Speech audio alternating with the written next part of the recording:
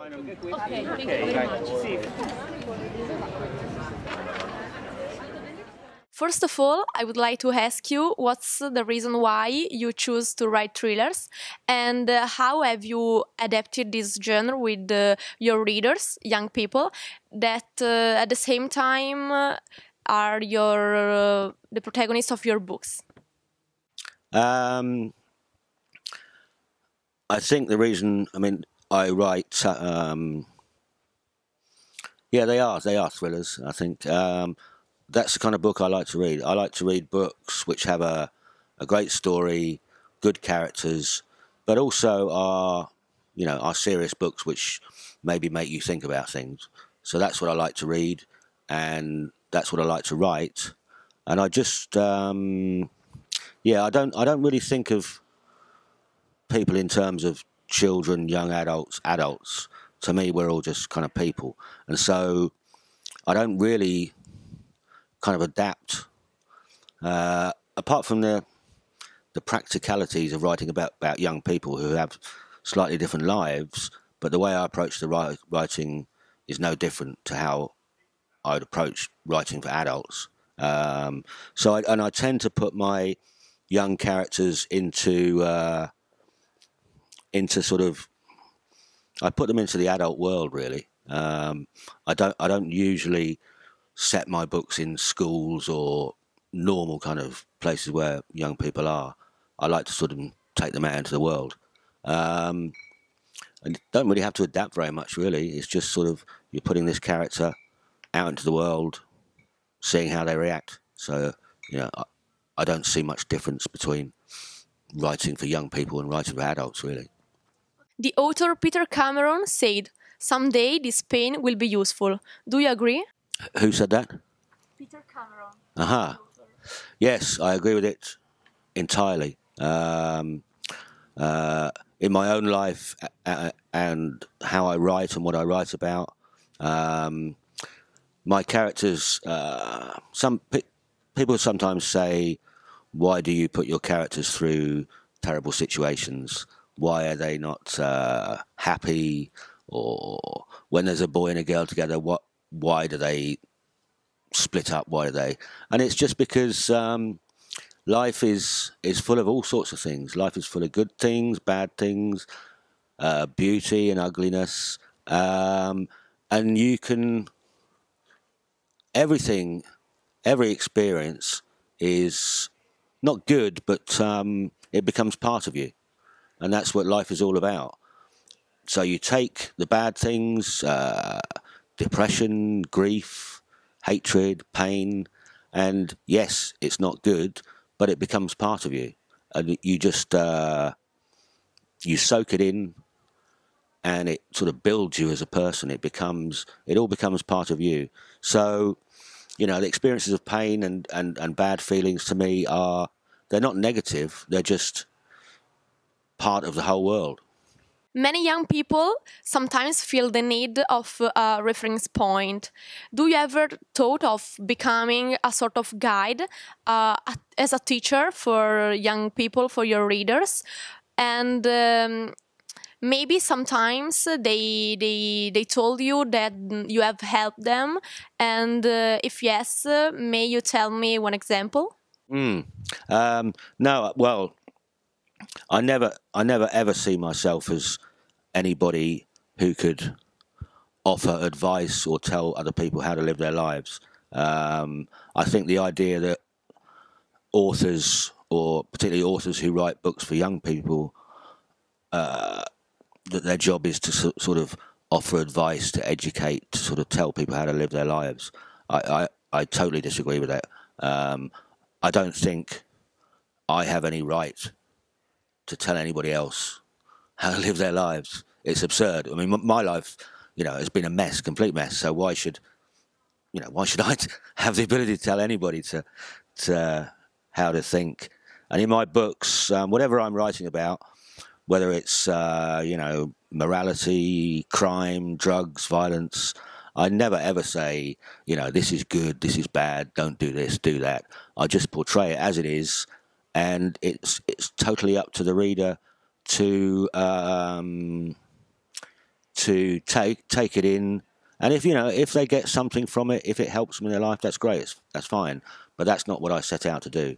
I just set out to write stories, portray the world as it is, and you take what you want from it. But I really hate the idea of authors being any kind of educator or preacher. I find it's absurd. It's ridiculous. In Black Summer Rabbit, the protagonists often disobey the rules dictated by their parents. Do you think that the boundaries that the parents set must be a very important element to prevent young people from making mistakes?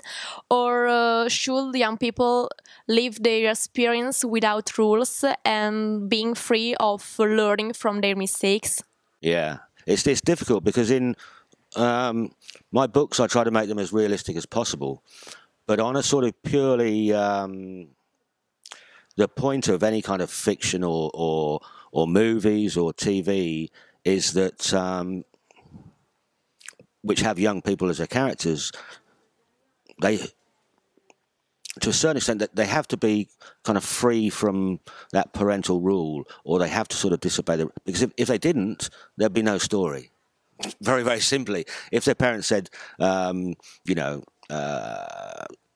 go out and go after this person, then there's no story because the person's just staying in. So it's quite difficult because you have to.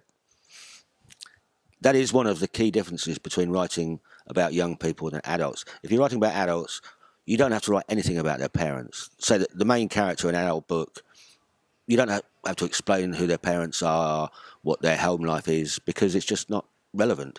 But if you're writing about anybody between the age of 12 and 16, you can't avoid explaining their home situation. You can't just ignore it. So you have to, and sometimes you have to work out how to remove that parental situation from the book because it doesn't belong in the book. So you have to work out how to sort of get rid of the parents. An extreme example is I recently did a series of books for slightly younger children about it was kind of about a teenage private eye. And the first thing I had to do was work out a way of getting rid of his parents, because if his parents were there, it restricted him, and he wouldn't have the kind of the adventures and the kind of stuff that he does. So I decided at the beginning of the book the book starts at his parents' funeral. They've both been killed in a car crash, which is quite, but what it does is takes them out of the equation. They're gone there, so he has no sort of boundaries. But it also gives him, it gives him a terrible, it's the worst thing in the world. Your parents have died. It messes up his mind. It puts him in this crazy situation. And two, it gives him a motivation for revenge. So by doing that, it sets the foundation for the story. So it's tricky because it's like you have to it's a balance between reality and also making things right, so you can tell a good story. What are you reading and enjoying now, and what impact do you think they should have on your future works? I think every time I read a book, they all have an influence in certain ways. Sometimes I read a book and I don't like it, and I know why I don't like it, and I learn not to do certain things. Other times, there are writers who I've loved all my life. I admire what they do, but I never I don't actually. They're an influence on my writing, but I've never tried to copy anybody or be like anybody else. You just take kind of little bits of things from other people. Another example. I read a lot of American crime fiction, good American crime fiction, and this again is just like a stylistic thing about writing. Recently there's been a trend for writers to write in the first person narrative, but interspersed with third person narration. and it works very, very well because the limits to first-person narration is that sometimes the character doesn't know what's going on. If you use first-person narration, but occasionally bring a third-person narrative in, it expands what you can do. So that's a style which I read, I experienced from other writers, and I've sort of used that style myself. So you borrow styles, you borrow just ways of writing, but you don't copy anybody. Our interview is going to finish. Now I would ask you, how did you find Festivaletteratura? And maybe if you want to tell me one event or one author that you have seen in these days. It's been, you know, honestly, it's been absolutely fantastic. I think I've travelled all over the world to different book festivals, and this is, I can't think of one that's better than this. This is, I think it's probably one, if not the best, one of the best festivals I've ever been to. It's just wonderfully organised. It's great. It works so well that sort of, young people are running everything, basically. It's really, really good. So, yeah, it's just been absolutely, fantastic. I love the town. I love Italy. I love Italians. And I love the festival. Obviously, I would say that, but it's really true. It's honest.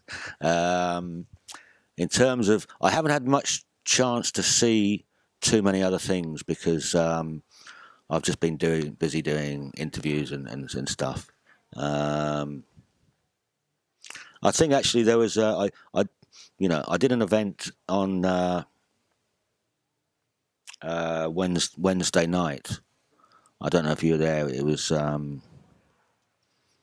it was just it was one of the best things I've ever done. It was really, really special. Just everything, the setting, the kids, just the whole thing was really, really wonderful. And it's one of those things that I'll never forget. It was really quite a moving, touching experience. So if I'm allowed to say one of the best things was my event, but not just the other people involved, it was just fantastic. It's, sometimes you get those little experiences and you think, this is, it changes the way you think about people. It gives you a lift, sort of refreshes your kind of faith in humanity. And it really does, it's very, very special. Thank you so much. Thank you. Thank you.